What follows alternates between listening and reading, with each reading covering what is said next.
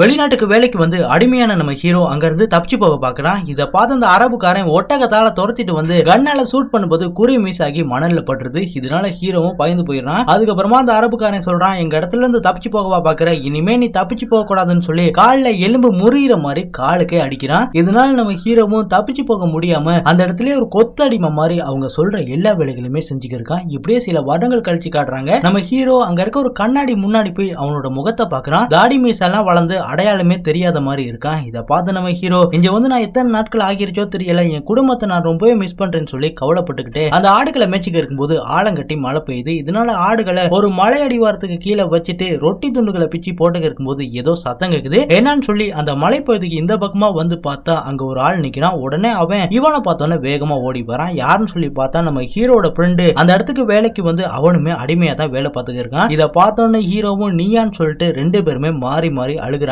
அதுக்கப்புறமா ஃப்ரெண்டு சொல்றான், நேரம் ஆச்சு நான் கிளம்புறேன்னு சொல்லிட்டு அங்க இருந்து போயிடுறான். இப்படியே பாத்தீங்கன்னா அடுத்த நாளாவது நம்ம ஹீரோவும் வேலை பார்த்துக்க இருக்கும்போது அந்த இடத்துல அவனோட ஃப்ரெண்டு வரான். ஆனா நம்ம ஹீரோவால எதுவுமே செய்ய முடியாது. ஏன்னா அந்த அரபுக்காரன் அந்த இடத்துல தான் இருக்கான். இதை புரிஞ்சுக்கிட்ட ஹீரோவோட ஃப்ரெண்டும் ஒரு லெட்டர் எழுதி அந்த இடத்துல வச்சுட்டு போயிடுறான். அதுக்கப்புறம் நம்ம ஹீரோ அந்த லெட்டர் எடுத்து பாக்குறான். அதுல அவனோட ஃப்ரெண்ட் எழுதியிருக்கான், நம்ம இங்க இருந்து தப்பிச்சு போறதுக்கு ஒரு வழி இருக்கு, என் கூட ஒருத்தர் இருக்காரு, அவரு நம்மள இங்க இருந்து கூட்டிட்டு போவாரு, நாளைக்கே நம்ம கிளம்புறோம்னு சொல்லி எழுதி வச்சிருக்கான். இதனால நம்ம ஹீரோவும் தப்பிச்சு போறதை பத்தி யோசனை பண்ணிக்க இருக்கும்போது அங்க வந்து அந்த அரபுக்காரன் சொல்றான், இன்னைக்கு நாங்க பார்ட்டியை ஜாலியா கொண்டாடுறோம், இந்த சிக்கன் பீஸை சாப்பிடுன்னு சொல்லி இறைச்ச கொடுக்குறான். அதுக்கப்புறமா அடுத்த நாளாவது நம்ம ஹீரோ அவனுக்கு சொல்ற வேலைக்கெல்லாம் செஞ்சுக்க இருக்கும்போது அந்த அரபுக்காரனுங்க ஒரு ரொட்டியை கொடுத்து சொல்றாங்க, நாங்க இந்த பொருட்கள்லாம் எடுத்துட்டு போறோம், நீ பத்திரமா இங்க இருன்னு சொல்லிட்டு அவனுங்களும் கிளம்பிடுறாங்க. அதுக்கப்புறம் நம்ம ஹீரோ அவனோட ட்ரெஸ் எல்லாம் போட்டு அங்க இருந்து தப்பிச்சு போக பார்க்கும்போது அந்த ஆடுகளையும் ஒட்டகத்தையும் பார்த்து ரொம்ப எமோஷனல் ஆகி, நான் இங்க இருக்க முடியாது, நான் போய் தான் ஆகணும்னு சொல்லி அந்த ஆடுகளுக்கு புல்லு கட்டெல்லாம் சாப்பிடுறதுக்கு போட்டுட்டு அவனோட ஃப்ரெண்ட்ஸ் கூட கிளம்பி போறான். இப்படியே பாத்தீங்கன்னா சில மணித்தியாலங்களாவது நம்ம ஹீரோக்கு ரொம்ப தாகமா இருக்கு. அப்ப அந்த ஆப்பிரிக்கன் சொல்றாரு, நம்ம இதெல்லாம் தாண்டி தான் போய் ஆகணும், அதனால வாங்க கிளம்பலாம்னு சொல்லிட்டு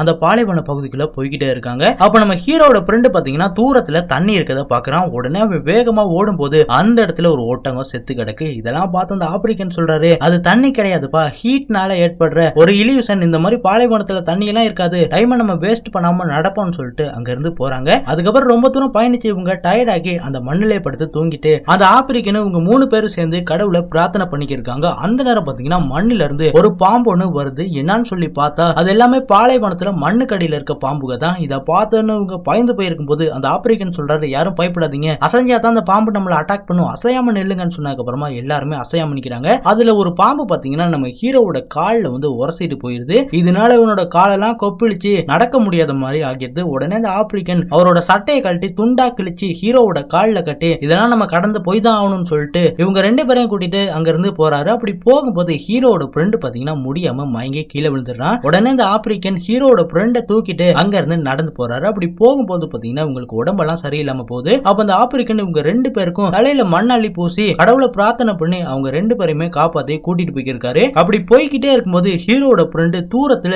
ஒரு நகரத்துக்கு வந்த மாதிரி ஒரு இல்யூஷன் ஏற்பட்டு வேகமா ஓடி போறான். அப்படி போனவன் பாத்தீங்கன்னா பித்து பிடிச்ச மாதிரி கீழே விழுந்து ஹீரோவோட கழுத்தெல்லாம் பிடிச்சி நெரிச்சு, ஓனாலதான் இப்படி ஆயிடுச்சுன்னு சொல்லிட்டு அந்த இடத்துல கீழே விழுந்து ரத்தம் கக்கி இறந்து போறான். இதெல்லாம் பார்த்து நம்ம ஹீரோ கதறி கதறி அழுகுறான். அதுக்கப்புறமா அந்த ஆப்பிரிக்கனும் நம்மளால ஒண்ணும் பண்ண முடியாது, அவன் போய் சேர்ந்துட்டான், இனி நம்மள கடவுள் தான் காப்பாத்தணும்னு சொல்லி இருக்கும்போது அந்த இடத்துல பாத்தீங்கன்னா மணல் புயல் வருது. உடனே அந்த ஆப்பிரிக்கன் நம்ம ஹீரோவை பிடிச்சி இங்க இருந்து வா, மணல் புயல் வருதுன்னு சொல்லிட்டு ஹீரோவை பிடிச்சி இழுத்துட்டு போறாரு. அதுக்கப்புறமா அந்த மணல் புயல்ல எப்படியோ தாக்கு பிடிச்சி 2 பேருமே உயிர் பழச்சு அந்த பாலைவன பகுதியில இன்னுமே நடந்து டிராவல் பண்ணிக்கிட்டு இருக்காங்க. அப்படி போய்கிட்டு இருக்கும்போது நம்ம ஹீரோவோட கண்டிஷன் ரொம்பவே வீக்கா போய் அவன் கீழே மயங்கி விழுந்துடுறான். அதுக்கப்புறமா அந்த ஆப்பிரிக்கன் சொல்றாரு, இன்னும் கொஞ்சம் தூரம் தான் இருக்கு, எந்திரின்னு சொல்லும் போது நம்ம ஹீரோவால வந்து முடியல. அப்ப அந்த இடத்துல பாத்தீங்கன்னா ஒரு ஓனான் போகுது. உடனே அந்த ஆப்பிரிக்கன் அந்த ஓனான பிடிக்கிறதுக்காக ஓடி இருக்கும்போது இந்த பக்கமா நம்ம ஹீரோ எதையோ பார்த்து வேகமா ஓடுறான். என்னன்னு சொல்லி பார்த்தா அந்த பாலைவன பகுதிக்கு பக்கத்திலேயே தண்ணி இருக்கு. உடனே ஹீரோ அந்த தண்ணியை குடிக்க பார்க்கும்போது அந்த ஆப்பிரிக்கன் சொல்றாரு, அவசரப்படாத, இந்த தண்ணியை நீ டக்குன்னு குடிக்க முடியாது, கொஞ்சம் வெயிட் பண்ணுன்னு சொல்லி துணியில தண்ணியை தொட்டு நம்ம ஹீரோட வாயில எல்லாம் நினைக்கிறாரு. அதுக்கப்புறம் துணி மூலியமா நம்ம ஹீரோக்கு குடிக்கிறதுக்காக தண்ணியை கொடுத்துட்டு அந்த பக்கமா அவர் நடந்து வரும்போது அந்த இடத்துல ஒரு சோடா பாட்டில் இருக்கத பாக்குறாரு. உடனே அந்த சோடா பாட்டில் எடுத்து அவரோட வாய் பகுதி கிட்ட வச்சு ஒரு மியூசிக் வந்து வாசிக்கிறாரு. இப்படியே பாத்தீங்கன்னா அடுத்த நாளாவது நம்ம ஹீரோ எந்திரிச்சு பாக்குறான். பார்த்தா அந்த ஆப்பிரிக்கனை காணா. என்னன்னு சொல்லி பார்த்தா அந்த இடத்துல ஒரு கோகா பாட்டில்ல தண்ணியை நிரச்சி வச்சுட்டு அவரு வந்த இடத்துக்கு போய் சேர்ந்து இருக்காரு. இதனால நம்ம ஹீரோவும் அந்த ஆப்பிரிக்கனுக்கு நன்றியை சொல்லிட்டு அந்த பாட்டில் எடுத்துட்டு அங்க இருந்து நடந்து போறான். இப்படியே சில மணித்தியாலங்களாவது தாகத்துல அந்த தண்ணியுமே குடிச்சிட்டு அவன் நடந்து போய் இருக்கும்போது ஒரு இடத்துல மயங்கி கீழே விழுந்துடுறான். அப்ப அந்த பாட்டில் வந்து உருண்டு போறத காட்டுறாங்க. எங்க போகுதுன்னு பார்த்தா ஒரு ரோட்டு கிட்ட போகுது. அதாவது நம்ம ஹீரோ சிட்டி இருக்க ஒரு இடத்துக்கு வந்து சேர்ந்துடுறான். அதுக்கப்புறமா அந்த ரோட்டு கிட்ட போயிட்டு ஒவ்வொரு வாகனத்துக்கிட்டையும் நின்று ஹெல்ப் கேட்கிறான். ஆனா அந்த வாகனத்துல இருந்தவங்க இவன் ஒரு பிச்சைக்காரன் சொல்லிட்டு ஹெல்ப் பண்ணாம வண்டி எடுத்துட்டு போயிடுறாங்க. அதுக்கப்புறமா நம்ம ஹீரோவும் பல மணித்தியால அந்த ரோட்ல காத்து கிடக்கும் போது அங்க ஒரு கார் வருது. அந்த கார்ல இருந்து வந்த ஒரு அரபுக்காரர் இவனை பார்த்து பரிதாபப்பட்டு இவனை கார்ல ஏத்தி நீ ஒன்னும் கவலைப்படாத,